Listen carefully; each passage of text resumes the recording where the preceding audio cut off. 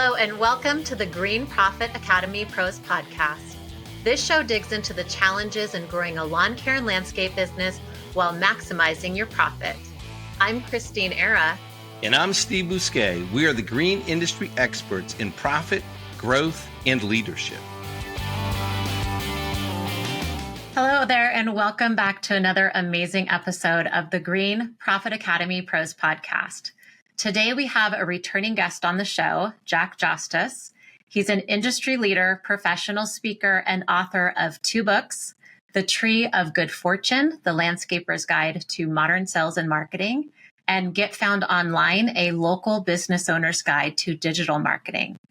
Jack is the CEO of Ramblin Jackson, the snow and landscape marketing agency. He is a seasoned marketing professional with extensive experience in sales qualifications and pre-qualification processes. In today's episode, Jack is going to be sharing his experience on how businesses can effectively qualify and pre-qualify leads to boost their sales efficiency. Welcome back, Jack. I am so glad to have you here again. Yeah, thanks, Christine. It's great to talk with you and your audience again. And I'm excited about what we're going to be talking about today because I feel like this is kind of an area that always needs improvement. There's lots of opportunity in this area. And it's an area that business owners tend to struggle, I think, for a couple reasons. They don't know what they don't know, and they don't know what systems to put in place that can support this process.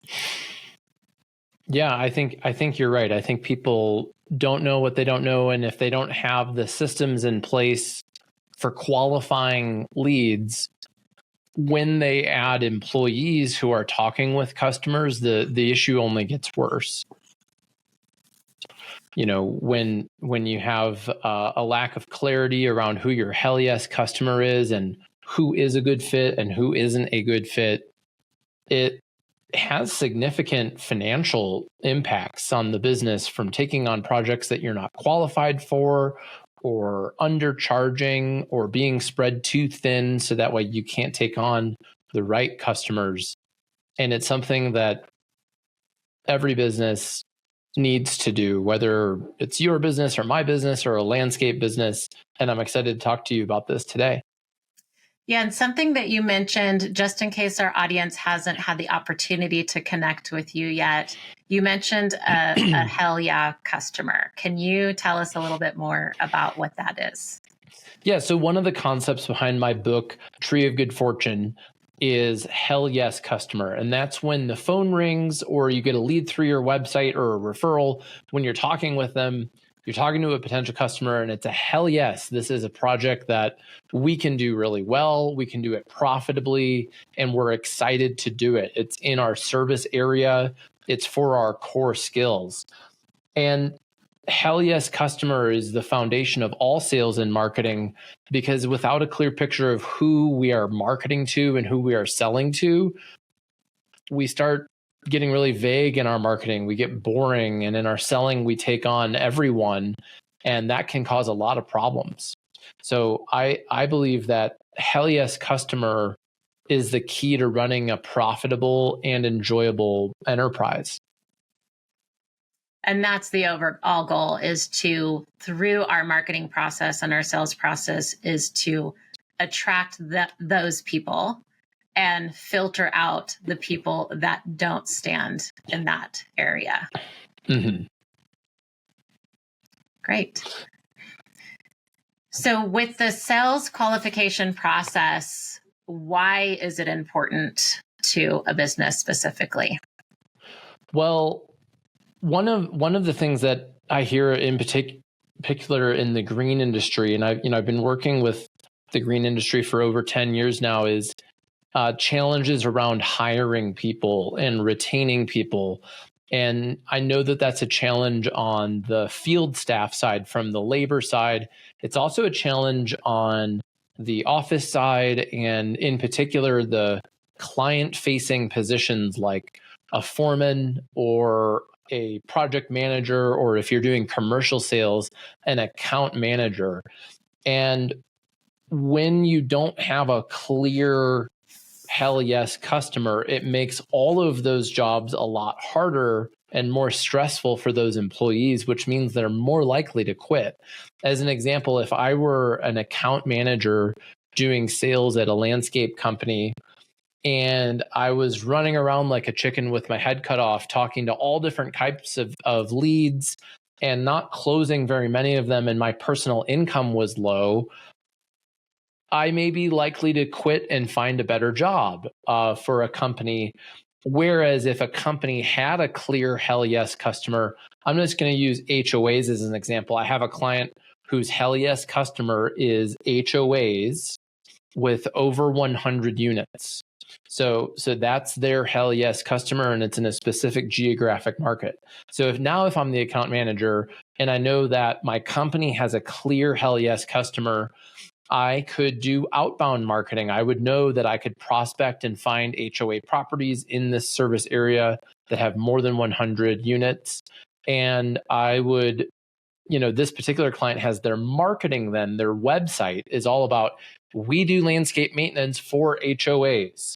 And so that makes their lead qualification, which is what we're talking about, how to use marketing to pre-qualify leads. A lot of that comes down to hell yes customer, because if we're everything to everyone, then we have really bland, boring, vague marketing. And that doesn't really pre-qualify leads.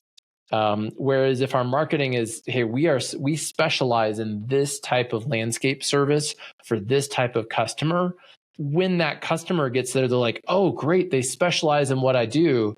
And here are testimonials from other people just like me. And here are photos of properties of what I wish my property looked like. I'm going to be more vested in buying from this company than the jack of all trades company that has marketing for everyone and everything. So you're talking about setting up your marketing to pre-qualify your sales leads for you. Yeah, so your marketing can pre-qualify leads for you. I actually coach my clients to think of your digital presence like a salesperson. And if we could get this salesperson to pre-qualify people for you, maybe you're the one closing the sales, what would a qualified lead look like? And typically a qualified lead is going to be some combination of things. Generally, do they need the services that you offer? And are they in the service area that you service? Do they have the authority to purchase from you? And are they in a timeline that works and is compatible with your company?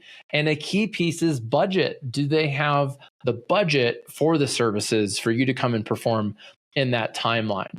And many people don't talk about those really important issues, like what services we don't offer or what the budget is. And that then creates operational problems, or it wastes time for your office staff. An example of this, I don't know any landscape professionals who want to offer one-time lawn mowing. They all want some sort of maintenance contract. And so that's an example of when you put what you don't want on your website and in your marketing, when your potential customers are reading it, they might disqualify themselves. We don't offer one-time lawn mowing. Oh, well, I guess I'm going to look on the Facebook group for some high school kids who can mow my lawn one time. Great. Let's save ourselves that conversation. Whereas if you help people understand that typically landscape maintenance starts at $300 a month or $500 a month or whatever, and it includes weekly mowing. And many customers ask, could we mow every other week? And the reason we don't is because it's actually bad for your grass. It needs to be mowed every week. And that's why we exclusively offer maintenance plans that are month to month or whatever your contract terms are. That'll pre-qualify people. And many people are initially nervous to put this on there because they think it's going to scare people away. But what happens, and I've worked with hundreds of clients on this, is it typically generates the high quality leads because typically somebody's looking for a new landscape company because their current provider is dropping the ball. They're either not communicating, they're not servicing regularly, or they're not capable of the things that you do. So when you're, or they're not transparent around pricing, or heck, I hear all the time that homeowners meet with a landscape company and never hear from them again. They never send the proposal. So if you are instead the one that's coaching the client out of the gate on your website about here's roughly the price ranges for how much it costs, here's the process, here's how we work, that sets you up for a good experience out of the gate because we're telling people what we're going to do. And then in sales, we tell people what we're going to do. And then operations, we do it. But if there's any gap in between those things, that's what creates a negative experience for the customer. Yeah. And I completely agree with you. I'm one of those people who I like to know, like, what can I expect, right? What's the process? And what does this look like? Or what does working with this contractor look like? And that's something we really try to do for our clients is map out the journey. You know, how are we going to work with you? Who do we work with? And I kind of look at it as like we set expectations, right? So it's like we clear out that space of where people show up and they make assumptions like, oh, you know, it's a landscape company. They're just going to do whatever that has to do with landscape, whatever they think that is as the customer. Yeah. And those assumptions are very dangerous to the relationship with the client. And in landscaping, there's a lot of work to do that could fall under the umbrella of landscape maintenance or what is lawn care, right? Right. I actually ask people that all the time and I get different answers. One thing I like to ask people is lawn care include lawn mowing? And I get different answers. So there is no right answer. What's important is getting clear on what your company does and does not do. So for some clients, they do sprinkler turn-ons, sprinkler blowouts, sprinkler repair. They do lawn mowing and edging, and they do pruning of shrubs. They'll pull weeds from the garden beds. They'll do chemical application and fertilization and aeration. And then I have a number of clients, and I have like dozens that do maintenance where honestly, none of them do exactly the same number of those things. Some of them are like, no, we don't do lawn fertilization. That's lawn care. And we refer to a lawn care company for that. I have some, so I think getting clear on it, starting out of the gate with your marketing makes selling much easier and prevents well, I thought you were doing everything for me. Right. kind of experience for the client. Yeah. It makes me think back when I was writing the Profit First for lawn care and landscape businesses. And, when I was kind of approaching this topic of this industry and I've been working in trades for the longest time and, lawn care and landscape included in that. But this industry is very complicated. And unless you're working in the industry, I don't think you really understand how complicated it can be because of, the diverse services that you just kind of went over, right? And how people think about them differently and what they serve, when it comes to lawn care and landscape. And they have these different names for them and people don't understand. And it makes, I think, taking that I'm not going to be everything for everybody, it makes it very difficult unless you're really defining like, hey, this is what we do and this is what it means and this is how we service our customers, and creating that clarity. And it's almost like you're a successful, journey from the start with your customer saying, hey, this is how we're going to show up for you. This is what we do. This is what we don't do. And this is how we can help you. And this is what it's going to look like. So I love that concept of the marketing can nurture the journey of your customer to where before they even get to you, they're going to feel like they have some sort of relationship because you're supporting them along the way and they know what to expect. Yeah, a couple things. One is just recognizing and acknowledging that it takes time to figure this out. I think a lot of companies, like, in some ways, you got to do everything for everyone, I think, in order to figure out who is your Hell Yes customer and what are the services I do and what don't I do. And I know that a lot of my clients are evolving and inventing. They're not inventing, but they're adding new services, and it gets a little messy, but that's kind of the entrepreneurial nature of many landscape professionals, is they want to add some sort of maintenance or they want to learn construction, and that's good. It's just getting, like you said, clear on what it is and what it's not. And then thinking of your website as a way to prepare your customer to buy from you is, I think, a mindset that a lot of landscape companies don't have. They're like, oh, we're in the relationship business. It's all about trust. And it is all about trust. And it is a relationship business. And the way that people build that relationship with you includes your marketing. So the marketing is either going to improve that trust building or it's going to detract from it. And the things that detract from it are a lack of clarity, a lack of pricing, a lack of photos of services, a lack of reviews, a lack of testimonials, or it can build that trust. We can have good reviews from Hell Yes customers, photos of projects we've completed, a description of what to expect and how it works. And that all builds that relationship. So that way, when you get to the point of having a sales conversation, they're already that much more warmed up and ready to buy. Yeah.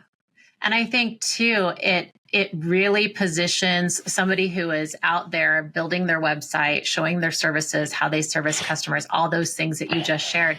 It positions them as a professional, and they look different in the market than I would probably think most of their competition. And though you may be surprised, putting all of that in place, and when a customer is going and saying, oh, what does this person do?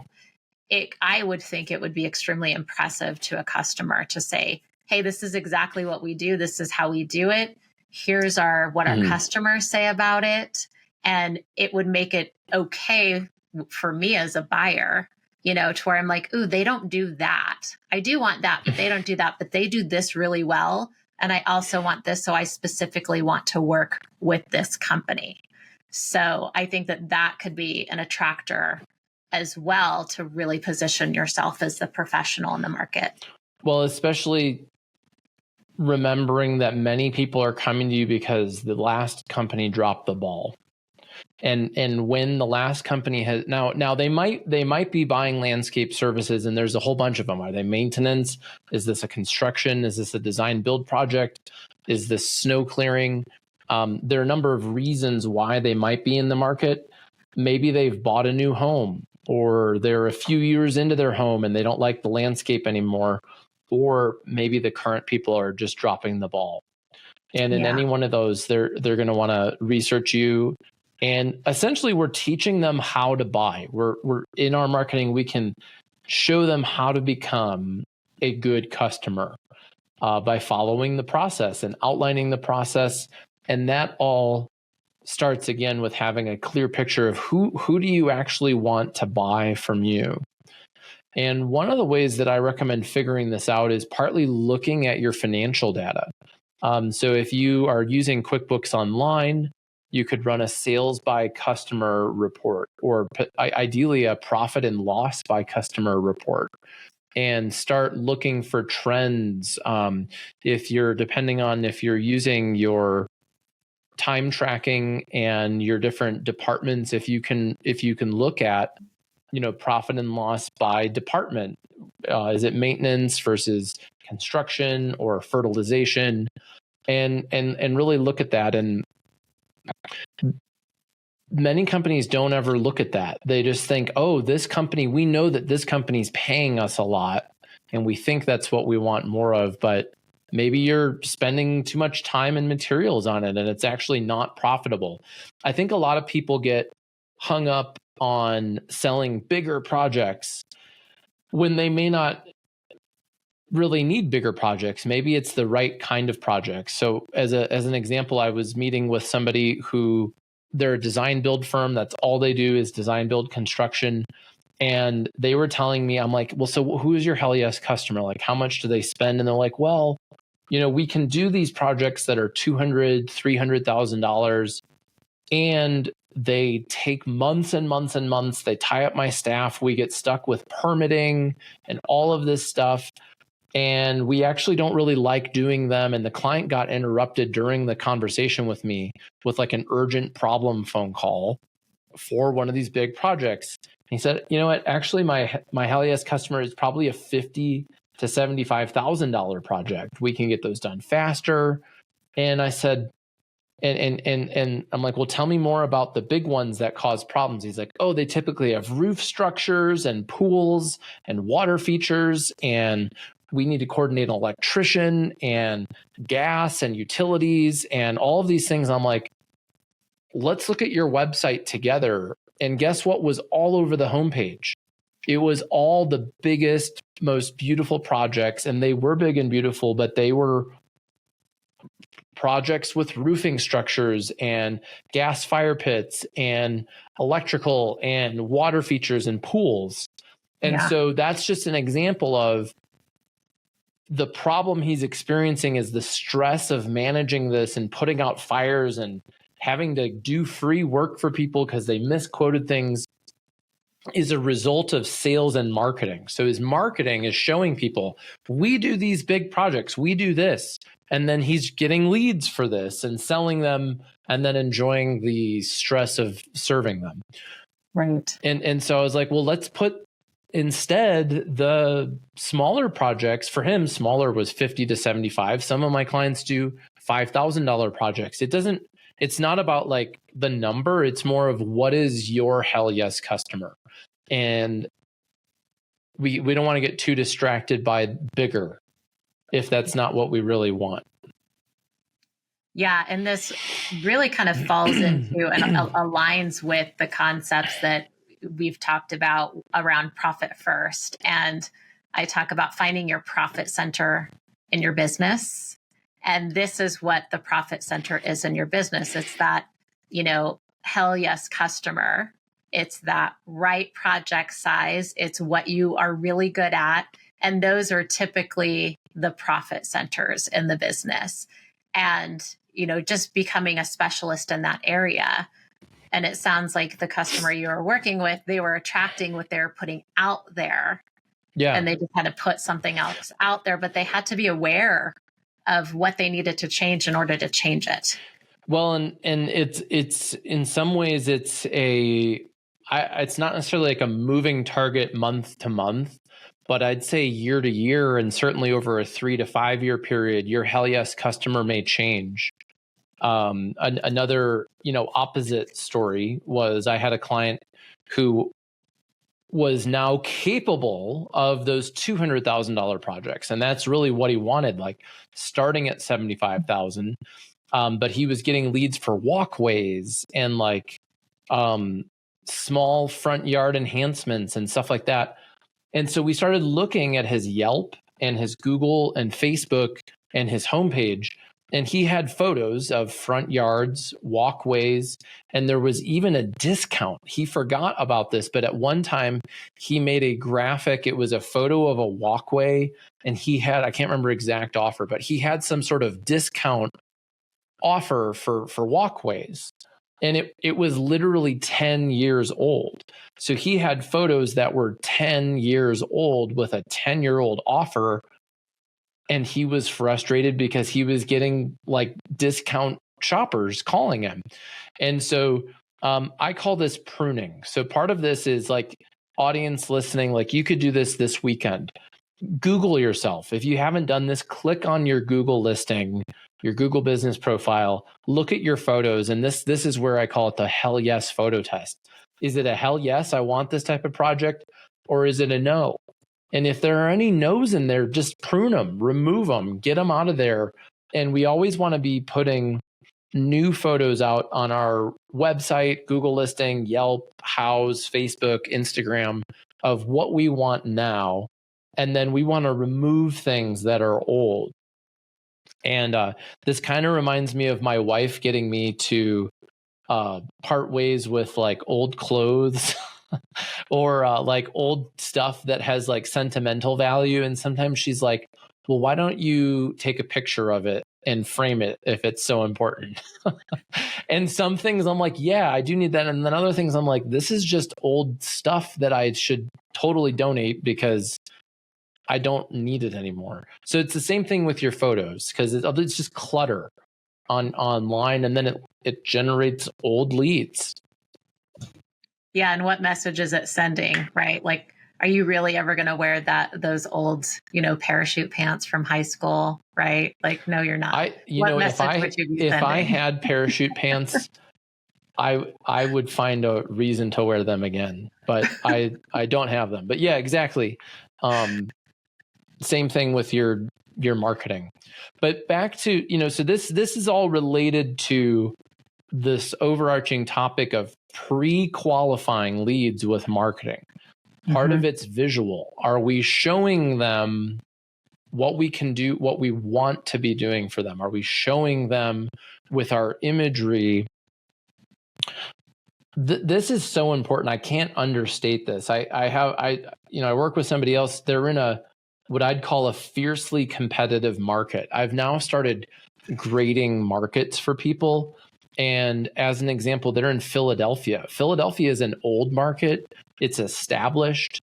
There are companies that have been there for 30 or 40 years that are multi-generation businesses that have their act together, that have generations of referrals and reviews and photos. And if you're starting out in a market like that, you got to look at it from your customer's perspective. If they're looking online, they are going to be deciding visually pretty quickly, like, these are some people that are worth looking at further. And these are companies that I'm not seeing anything. I wouldn't want anything that they're showing me on my property, and I'm not even going to consider them. So the visual part of this, and right now this podcast is coming out in June or maybe early July. It's so important that you take photos this summer, this spring, before things get too dried out and before it's fall and things are dormant.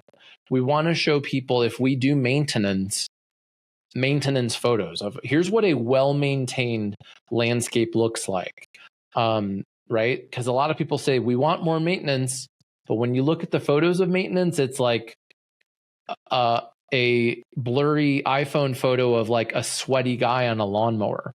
And I don't really want the sweaty guy in the lawnmower. I want my lawn and landscape to look maintained. I want to see that result. So I need to know that you have the people who can do it, and like a handful of photos of the guy on the lawnmower are cool. But if that's it, I'm going to keep looking. Oh, this company, wow, look at that. So the visual part, I think part of it's visual, and then part of it is the information about the process and pricing guides. Pricing guides are absolutely working for my clients to pre-qualify leads.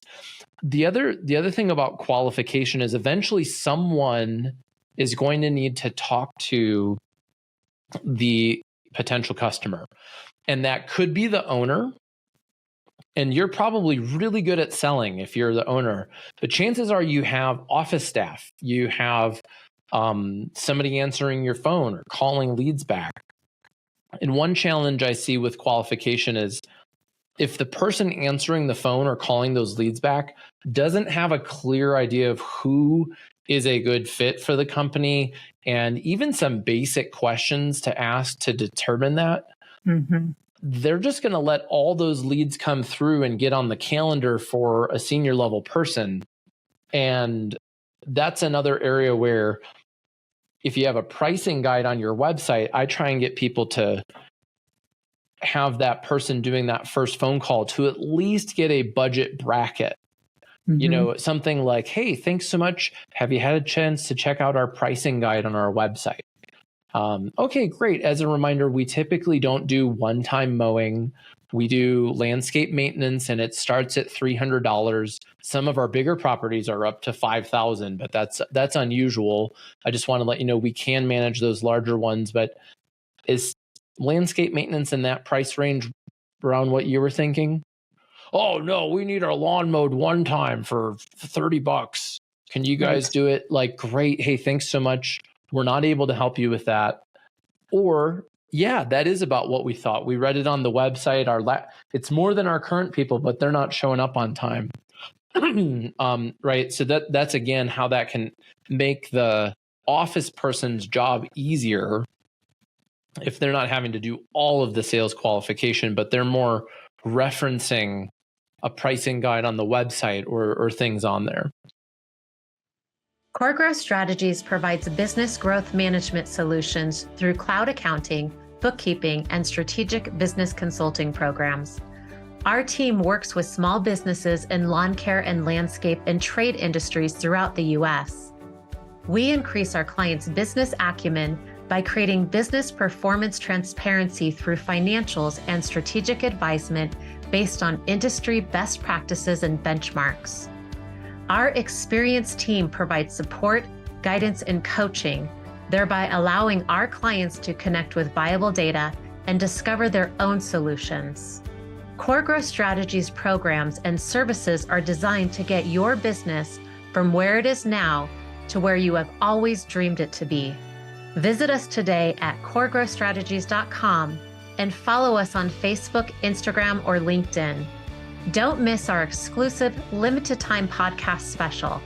Just mention promo code GPA Pro to any member of our team during your complimentary consultation, or enter the promo code on our site when you sign up for one of our online programs. That's promo code GPA Pro. Yeah, and what you're talking about, and we coach around this, is being intentional about creating processes in your business to create capacity with your team, because it is a hard market to hire in. It has been for years. We are short on field people, we're short on management, we're short on office staff, sales. So if there's a process in place, it's almost like having another full-time person working for you, sometimes even 2 or 3, depending on the processes, to where it's so efficient, it gets you results before it even gets to a person. Absolutely. Yeah. I thinking of the process almost like a full-time person is fair. And it reminds me another really powerful way to pre-qualify people is with video. And I have a client who he actually invests around $50,000 a year in video. And he has this enormous library of videos. He says that it saves him 2 full-time positions a year. And those 2 people would have cost him way more than 50 grand. And the cool thing about video is that it never gets sick. It can't get COVID or not work. Like, it just, the video, once you make it, it works for you. So that's one of the things that I do with a lot of clients, and in my own business, is I'm constantly thinking like, how could we have a video that people watch at this part of the process so they understand what's going on and what happens next? And that reduces the amount of time that I need to do things and that my clients need to do things with people. So we're talking about the pre-qualification process. What are the biggest impacts that you have seen when they get this dialed in to their sales process? What's the difference? Well, one of the biggest impacts, I think, is time and efficiency for key people. So I did a Breakfast of Champions at the NALP a few years ago on sales process, and it was all owners. It was primarily owners, and I had them tell me stories. And this one owner told me the story of how he was so frustrated because last week he drove an hour to meet with a potential customer and spent a half an hour with this person to realize that she had a $2,000 budget for a patio project that would start at $20,000. And this story is actually a few years old. So those numbers are probably 40,000 now. I honestly, I don't know what, you know what I mean? It's inflation the inflation thing is relevant here because people are so price concerned.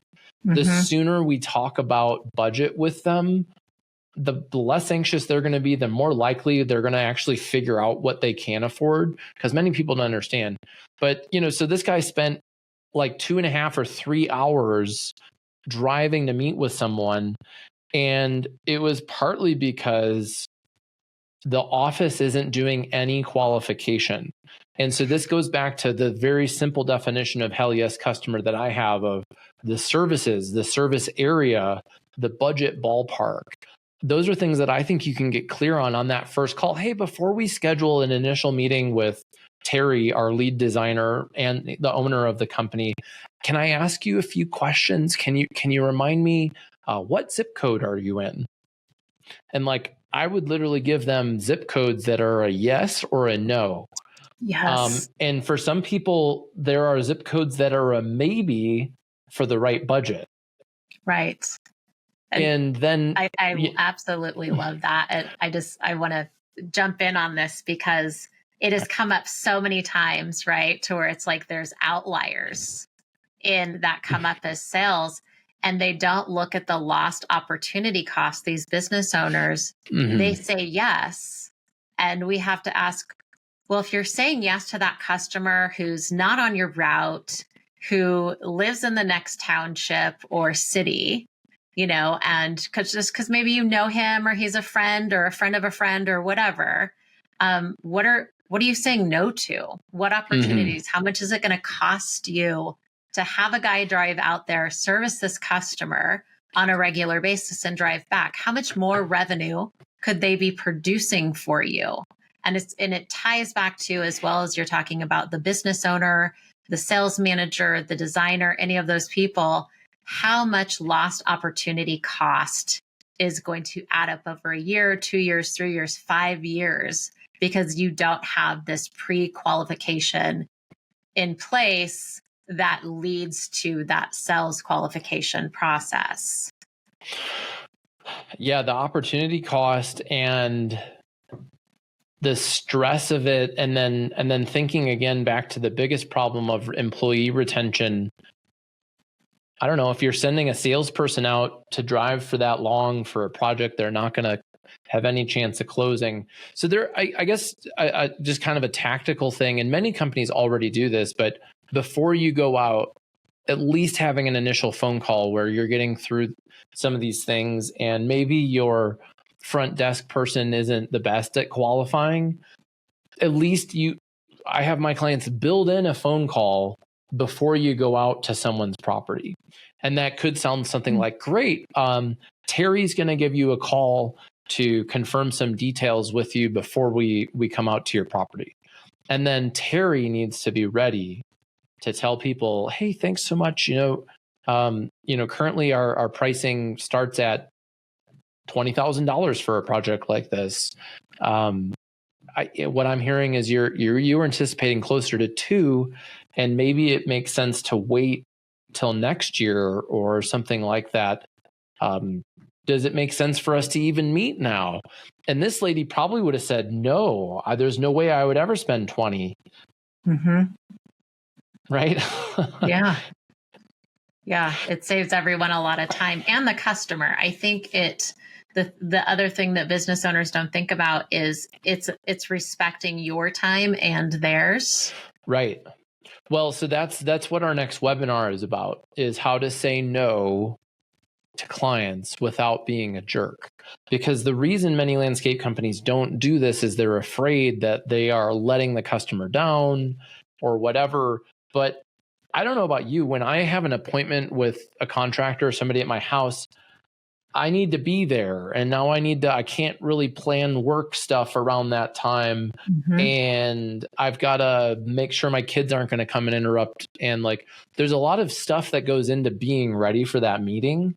And if it's a no, if I'm way off on budget as the customer, I would rather know that sooner. I'd rather have a polite, hey, Jack, it seems like there may be a gap on the budget, and I'm not sure it makes sense to meet at this time. Like, oh, wow, I agree. I'm way off on budget. Let's not spend an hour and whatever else I'm going to do to be ready for that meeting. It serves the customer to learn this sooner than later. Yeah, and I think it changes the narrative. Looking at it from this perspective, it changes that narrative of I want to be a people pleaser, right? And talking to everybody or meeting with everybody and not having this process in place, you're not really pleasing anybody.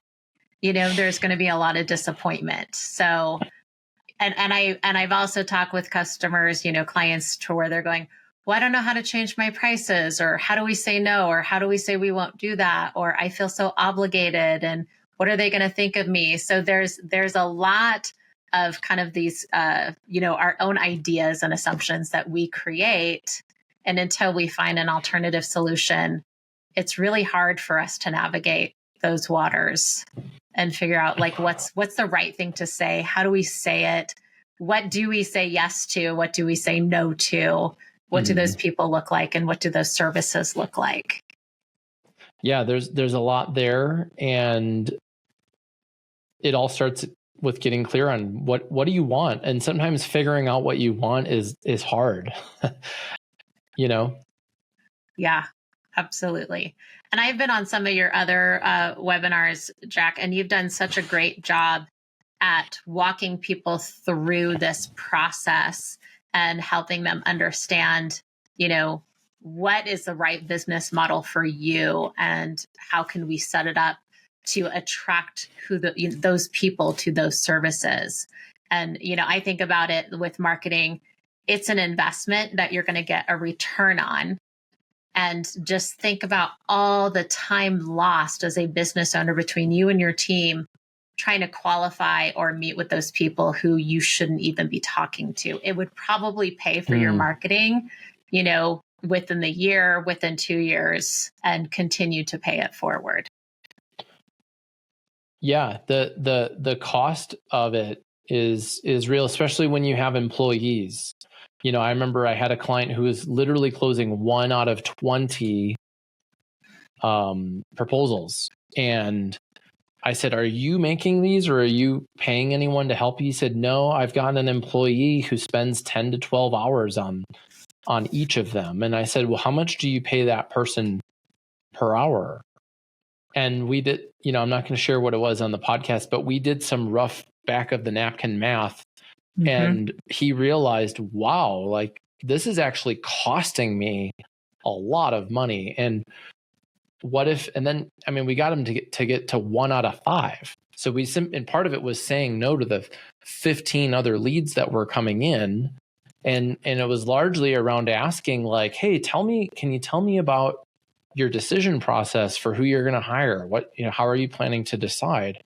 And sometimes they'd say, well, we've already gotten 7 bids and our boss said we need to get 9. And that's a red flag. Well, what do you think would be different about the next 2? Well, we don't know. We just need to get 9. Right. Hey, thank you. If the other 8 don't work out, call us. But I wouldn't even participate in that unless I knew that the other 8 were not able to service it. So the other 8 could be like, back to the HOA example. Well, the other 8 don't really specialize in HOAs. Oh, well, we only do HOAs. We typically charge more than the full service people who are, stressed out trying to take care of everyone. Does it make sense? Does it make sense for us to talk knowing we might charge more? Yeah. We have to have our lawns mowed on time. Okay, great. So some questions around that can really help. So before we tie up today, and I know you went over some really great tips, could you just kind of touch on those tips again? Like, what are the top 3 things that someone, that's listening to the podcast and they want to make a change and start qualifying through their marketing? What are the first 3 things that they could do to start down this path? Well, the first thing is to get clear on who is your hell yes customer. And part of that is figuring out what is a no, what is a minimum. So as an easy example, if you do not do one-time lawn mowing, or if it starts at $300 a month or whatever it is, like getting clear on what are your yeses and what are your nos and writing that, I would write it into your website. And an easy place to put this could simply be on your contact page, having a budget question, and you could have your minimum as the first option. Please rate, which of the following best describes your budget? 300 to 500 a month, 500 to 1500 a month, like whatever. So that way people already know that it starts at 300. And you're just going to stop getting the leads that are needing a one-time lawn mowing, or they want the high school kid level pricing. So that would be one of them. A second one would be a pricing page. And this is difficult. One way that you can write this is to record yourself the next time you take a sales call. So literally record yourself, even an audio or a video. And then there are a ton of tools that you can use to transcribe yourself, like Temi, TEMI.com, or REV.com, or I use Fireflies now as an AI tool that takes notes for me. And literally recording yourself talking to customers can help you then get it on paper. You can transcribe it and edit it. And many people say, oh, we can't put pricing information on our website because it depends. And then they answer verbally all the things that it depends on: the number of square feet, the type of paver patio, all of these things. Like, this stuff in your head, what it depends on and what the range is. The hard part is like getting it out on paper. So that would be the second one. And then the third one would be getting this information to whoever's answering the phone for you, making sure that you're both clear on what is a yes and what is a no, and coaching them on how to ask questions to uncover that. Yeah. Yeah. I love that. I suggest to my clients quite a bit to role play, situations, because though as business owners, we may think it's really easy just to have these conversations. It's part of our personality, but for the team members that are trying to support us, it could be a really big, scary thing to outline some guidelines, to potential leads. And they're just not sure maybe how to say it. So practicing with them and pretending to be a customer that calls in, or having a couple team members do that together, could be very helpful. I agree. And, everyone cringes when they hear about role playing and they think it's going to be awful. But I found that when you actually do it, it's usually fun. And I have done some role playing this week with some clients of mine and their employees. And believe it or not, Christine, many of the employees who are working in sales did not know the price ranges. Wow. So if this is where it's like, wow, now you're paying people to go and talk to customers, and like, no wonder your close rate is 1 out of 20. Like, you gotta prepare your people. And again, back to my tip about the website, the cool thing about having this on your website is your team can pull up the website during a conversation. Sure. Yeah. Let me pull up our current pricing ranges. Now they pull up the website. Yeah, our maintenance starts between X and Y. And, is that about what you heard? It's this amazing resource for the customer and your team to close more sales. Yeah. Excellent. Well, thank you for that. I think giving them 1, 2, 3 steps will at least get them started. And then if anybody's interested in working with you after listening to today's podcast, or wants to learn more, what would be the best way to get in touch with you to find out more about what you do and how you do it? Well, so check out ramblinjackson.com. So, we offer a 15-minute marketing brainstorm call where we'll just meet with you and talk through things. And if you're not ready to meet with us, cool, we'd be happy to make a review of your website. So we'll record a personalized review video pointing out some things you're doing well and some things that maybe we notice are missing. And so you can request that at ramblinjackson.com right on our homepage, and we'll send you a video within a few days. And a lot of people are like, hey, that video is kind of cool. I do want to talk to you guys. And maybe you think our video is lame and you decide not to talk to us. So kind of a low risk thing. Let us make a website review video for you. Yeah. And I've seen some of your review videos and they're very insightful. They're spot on. Even clients that have worked with other professional marketing companies have gained a whole different perspective on some of the review videos that you have done for them. So thank you. Yeah. Yeah. Like just this week, I read this description of a guy on Facebook about how they do maintenance, but he didn't mention maintenance at all on his website and didn't have a maintenance page. Right. So again, sometimes people are so close to what they're doing, they haven't looked at their website from the customer's perspective. And those things just kind of stick out to us, and they can really make or break the season. Yeah. Well, it's your area of expertise. So, again, like you should be, as a business owner, work with a professional marketing company if you really want to get some great traction on your marketing. I always say we shouldn't champion everything in our business. There's somebody else who should own that area or that task. So I agree. And I also think you need to know enough to manage that person. And so that's one of the things that we really coach our clients on, is like setting up accountability for us of like measuring results and measuring what's happening. So I think you like, I outsource a lot of things in my business, and I also know how to evaluate what's going on. Mm-hmm. Right. So we have some events coming up.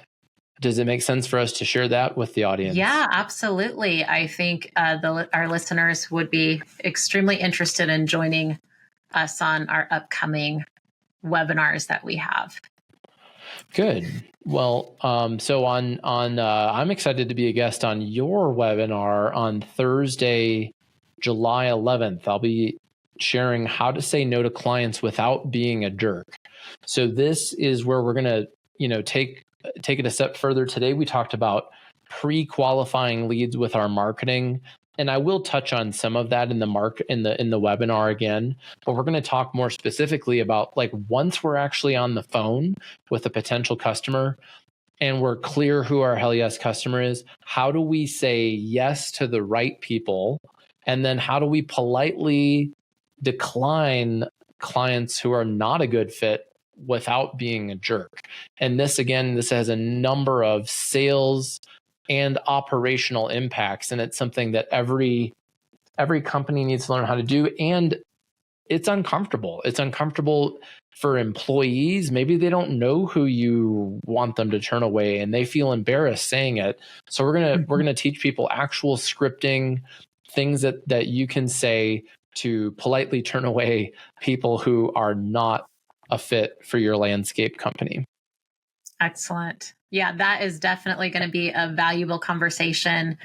So we are going to include the date and time and link for that in the show notes for today, as well as all of the contact information for ramblinjackson.com, your podcast, The Landscaper's Guide, which I believe you drop a podcast every single week. Yeah. So that's another way to connect, is to either look on Spotify or Apple Podcasts or see our show notes for landscapersguide.com/podcast. I do a video podcast every Friday. It comes out on YouTube, and then it's also on audio on everywhere you listen to podcasts. And we've had Christine, we've had you on the show, I think at least once, maybe yes. Twice. Yeah, and I think about 2 times now. Yeah. And then you're coming to do a webinar with me on August 22nd, which is set to scale the profit first scalable growth business model for landscapers. So can you tell us a little bit, Christine, what your talk will be about? Yeah, so there is a difference between growing your company and scaling your company, to grow.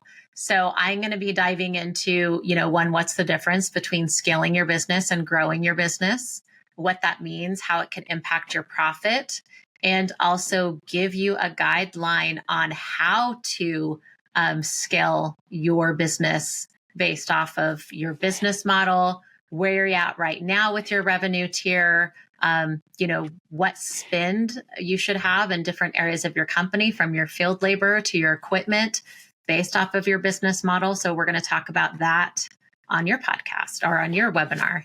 Yeah. Cool. Well, I'm looking forward to that. Great. Well, thank you again, Jack, for joining us today. And I want to thank all of our listeners for tuning in to today's episode. And as always, I hope that this episode got your wheels turning. And don't forget to subscribe, and we will see you next time. Thanks for listening to the Green Profit Academy Pros Podcast, the show that digs into the challenges of growing a lawn care and landscape business while maximizing your profit.